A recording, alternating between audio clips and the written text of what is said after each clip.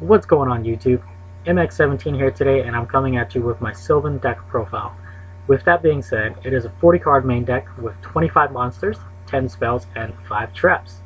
We'll be discussing the main deck and as well as the extra deck, but before we do get started, I would like to say that Sylvans, in general, it's a very fun deck to play with, especially the fact that they're plants, with a new plant archetype that was released a couple months ago, so it's not that new. It's still very fun to play with.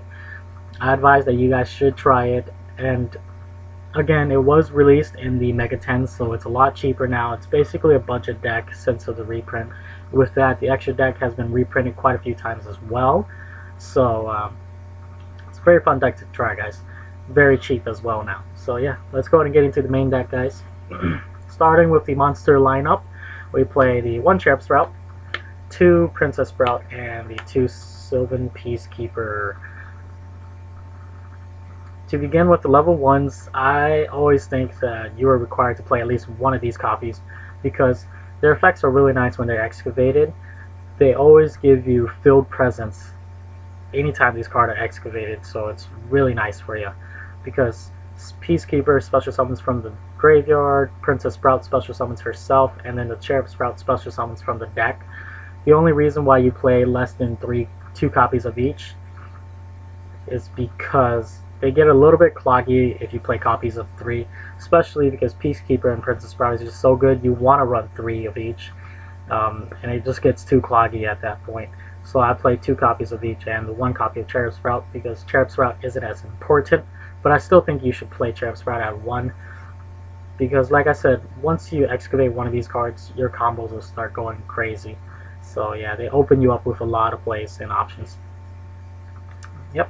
And the other Sylvan cards we're playing is the 3 kumushroomo as well as the 3 marshalleaf. They're basically the bear and the gorilla of the deck. They pop back row and pop monsters, and as well as when they're summoned, depending on their summoning condition, they excavate as well for you. So yeah, it's really nice. I would prefer to play at 3. And then next we do play the 3 sagequioa and as well as the 3 hermitrees. These are basically your boss monsters in here, especially sagequioa because sagequioa is really nice. His summoning condition is just so easy to get into, and they open you up to your rank 7s, and hermitree opens you up for your rank 8s. So it's really nice in here to play at 3 with lonefire blossom. You can get them out so easy as well. So that's it for the Sylvan monsters. With the other plant engines, we play 2 lonefire blossoms because he opens you up with wonderful plays. So yeah, he gets your boss monsters right out for you to open into your XYZs, your synchros, anything like that. And we play the 1 glow bulb, spore, and copy plant, as well as the dandelion, because this is basically your synchro engine in here. It works out really well for you. Dandelion is just fodder material, while your 2 main tuners are glow bulb and spore, and copy plant as well. But most of the time, copy plant is for XYZ now, and as well as spore. Once you use spore for the synchro, then you could reuse it for an XYZ play as well. So yeah, it's very versatile in here. And then for the last 2 monsters, teching in 2 Rose Archers because Rose Archer is really good. Stops a lot of trap cards when you're pushing for your plays, and yeah, it's really nice hand trap for play. That's it for the monsters. On to the spells. We start out with the 3 Sylvan Charity. This Charity is really nice. It opens you up with so many draws and options, and it basically sets you up for your excavation as well. So 3 is recommended, required as I would say too. It's really nice the fact that you can recycle it with sagequioa as well. So yeah. And then we played 2 Mount Sylvanias. Mount Sylvania, in my opinion, I believe you don't really need it at 3. It gets too cloggy at 3, I would say. 2 is good enough because you still want to stack your deck. That's why I play at least 1 copy of Sylvania.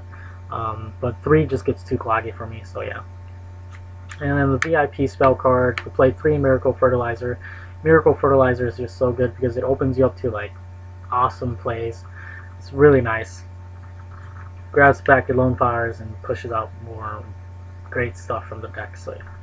And then we play one Super Solar Nutrient because Super Solar Nutrient is still a really good card. In fact, I play a lot of level 1s and level 2s. You can basically, if they're dead to you in your hand, you can just use it for Super Solar Nutrient and get your lonefire out and push out more combo plays. It works out really well. So yeah. And then the last spell card, we play one Soul Charge just to make a better combo plays for you. Really nice for setting up turn 1 with lonefire. So yeah. That's it for the spells. For the traps, play 5. We play one Compulse, one Phoenix Wind Blast, one Torrential, and we play 2 Vanities Emptiness as well. In my opinion, I always like to play trap cards in almost every deck, besides Lightsworns. So yeah, I just think it's reasonable to play at least a couple staple traps so that you're more secured, so that you have something for your opponent besides just your monsters, because a lot of cards can stop Sylvans especially.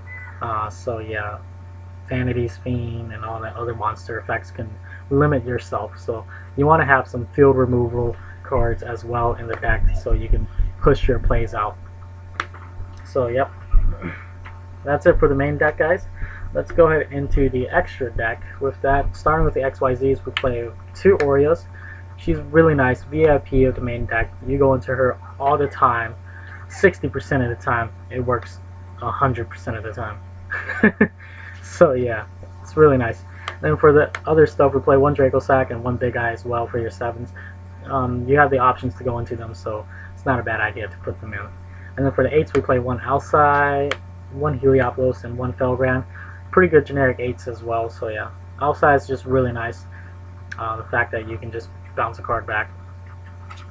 Alcai is really good in any generic level 8 deck. You can play this in a dragon deck too, like a Blue Eyes deck, because it just gives you extra milling and it bounces back a card. So yeah. And then that's it for the XYZs. For the Synchros, we play 1 Armory Arm, 1 Cataster, 1 Goyle Guardian, 1 Black Rose, 1 Scrap Dragon, 1 Mistworm, and 1 Leo, and 1 Star Eater. Basically, they're all different levels, 4 through 11. It gives you options to go into any of those levels. This deck can really push out all of these levels.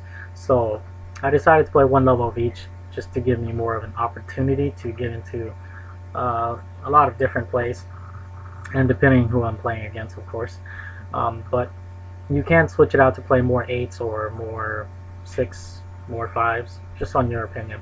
So yeah. But that is it for the deck profile, guys. Hopefully you guys enjoyed the video. If you guys have any comments, tips, or suggestions towards the deck, feel free to add that in. If you want to see a different deck profile, add that in as well. Otherwise, please remember to like, rate, comment, and subscribe, YouTube. Thank you very much. This is MX17, out.